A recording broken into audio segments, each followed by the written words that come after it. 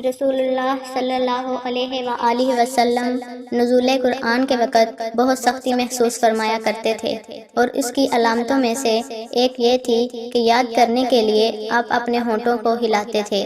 ابن عباس رضی اللہ تعالی عنہ نے کہا، میں اپنے ہونٹ ہلاتا ہوں جس طرح آپ صلی اللہ علیہ وآلہ وسلم ہلاتے تھے۔ سعید کہتے ہیں، میں بھی اپنے ہونٹ ہلاتا ہوں جس طرح ابن عباس رضی اللہ تعالی عنہ کو میں نے ہلاتے دیکھا، پھر انہوں نے اپنے ہونٹ ہلائے۔ ابن عباس رضی اللہ تعالی عنہ نے کہا، پھر یہ آیت اتری کہ اے محمد، قرآن کو جلد جلد یاد کرنے کے لیے اپنی زبان نہ ہلاؤ، اس کا جمع کر دینا اور پڑھا دینا ہمارا ذمہ ہے۔ ابن عباس رضی اللہ تعالی عنہ کہتے ہیں، یعنی قرآن آپ صلی اللہ علیہ وآلہ وسلم کے دل میں جما دینا اور پڑھا دینا ہمارے ذمہ ہے۔